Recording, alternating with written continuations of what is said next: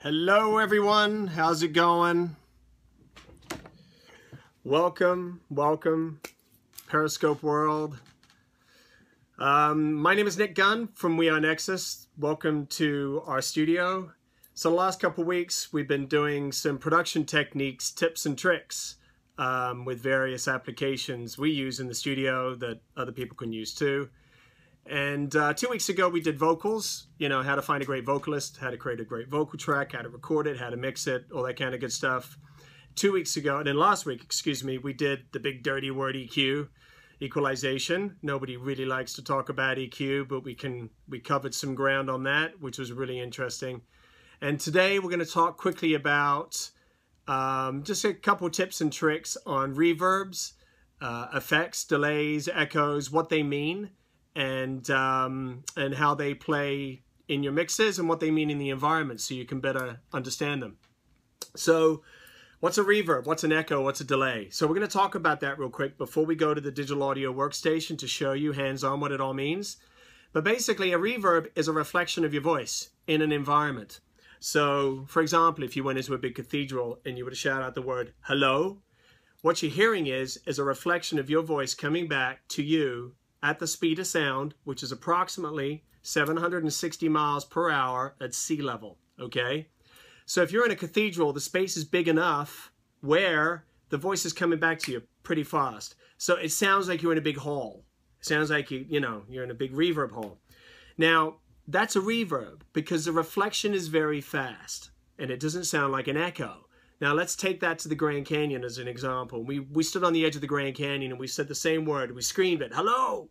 What happens is your voice is projecting out at the speed of sound, about 760 miles an hour at sea level, and it's reflecting off all of these surfaces. And it's taking a long time because it's such a large space. So the way your ears interpret that is as an echo, a definable difference of your voice coming back to you over a great period of time, over a larger space. That is the difference between an echo and a reverb. Now, what the hell is a delay? Well, delay is kind of a manufactured thing we use in the recording studio. We simply take the word and delay it. Just like I'm talking right now, if I were to say the word hello, I can choose to delay that in my software a millisecond, 10 milliseconds, 250 milliseconds, a beat, a measure, whatever. That's a delay.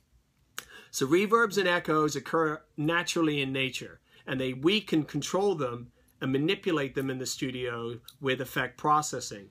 Now, I don't care if you're using Ableton or if you're using Digital Performer or if you're using Pro Tools, it doesn't matter. There's 110 different softwares and plugins for that kind of stuff. I'm a huge Lexicon fan. I love Lexicon reverbs. They're dense, they're beautiful, they're warm.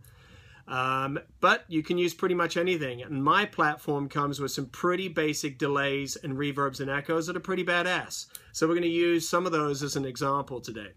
So let's jump right to the platform. I'm going to turn the camera around. All right. Okay. So we're in the studio. And as you can see, I've highlighted up here in this section in green. This is a vocal track.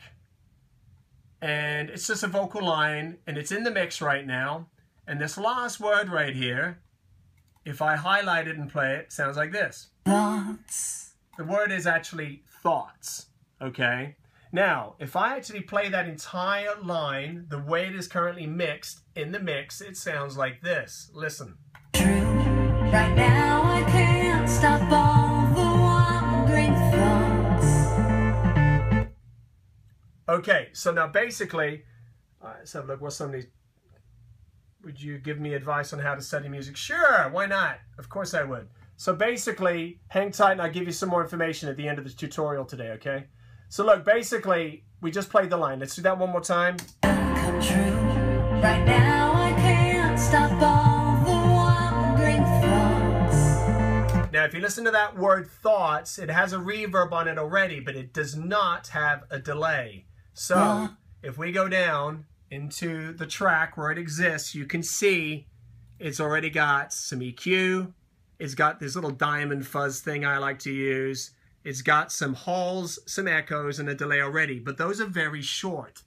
Now, this is a big misconception. When people add huge delays and huge reverbs to vocals in the mix, they tend to just affect the entire vocal part. That's not going to work very well because it's going to make it very, very messy in the mix. Especially if you're producing trance, you want to affect certain words. So those words are fully controlled in the mix. You can make them huge, you can make them echo out, delay out, reverb out, whatever you want to do without affecting the entire vocal part. See, here's my tip and trick for today. How in the hell do you do that? Well, this applies to pretty much any DAW, digital audio workstation. I'm going to go in and I'm going to duplicate this part. I'm duplicating it right now. So you'll watch an exact duplicate pop up right there. Now, this is exactly as the same as the vocal line above. Now, what I'm going to do is, I'm going to go to that one I just created. I'm going to erase all the information before that last word, thoughts. So the only thing that's in the mix, the same as the original, is this last word, thoughts. Let's highlight that again and play it. Thoughts. Okay, so now if we go down onto the mixer, as you can see, I've got it pulled up on the channel right here. And now what I'm going to do is, I'm going to go in and plug in one of my favorite settings. This is a delay, I'm having trouble seeing. This is actually a very simple delay that came with the platform. It's called Fading Deja Vu. I'm going to plug it in just to that word thoughts. And I'm going to turn up the mix to 100% on both left and right channels. Now the reason I do that is, if I don't turn it to 100%, I'm going to hear a blend of the actual audio as well as the effect. But all I want is the effect. So I want to turn the mix up on the effect to 100%. All right? So now look what happens when I go back and I play this part. Listen to the word thoughts echo out in the mix now. Right now I can't stop all the wandering thoughts. You can hear it still echoing, but it did not affect the entire vocal track, only the word thoughts. Let's do that one more time. Right now I can't stop all the wandering thoughts. Okay, so basically what we've done is we've limited the basic problems, the inherent problems with taking an entire vocal track and affecting it with a delay, making it extremely messy. That will not work. We've just taken one word and echo it out. Hold on a second, let's have a look at this comment real quick. Oh, I lost it. Sorry, folks. So basically what we're looking at is just delaying that word thoughts. Now there's other tricks you can do too. If you want to make it very dull in the mix, you can also go down, add some EQ in that channel, and literally drop out all the high end in that word thoughts.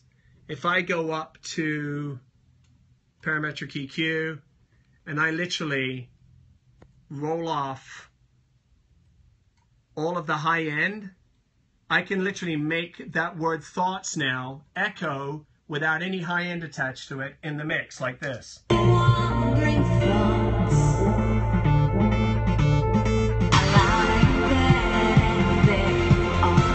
That's basically it. Those are some tips and tricks that I often use with echoes and reverbs and delays in the studio. So just remember, you have to think outside the box always.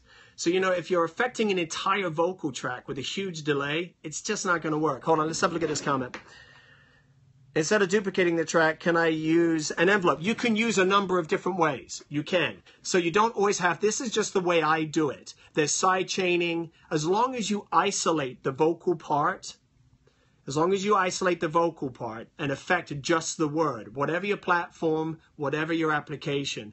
The problem that a lot of people do is they think, well, if I want to send and receive a delay or an echo on just the vocal part, they get lost and they say, well, I'm trying to control everything and it's bouncing all over the place. You want to extract the words you want to affect and affect those words only. And if you move throughout your entire mix like this, especially in today's digital audio work environment where you can actually do this effectively, you can really control your delays, echoes, and reverbs really well in your mixes. Back in the old days, that was a lot harder. You would have to replicate a track on the old analog deck, and it was just a freaking mess. But whatever the case, that's my tips and tricks for this week. There's going to be a ton more. If anyone has any questions regarding production lessons. If you live in Chicago, we're going to be doing hands-on training in the studio here. You can send us an email to info@wearenexus.com. Thanks for tuning in, folks. It was great. Thanks. Bye-bye.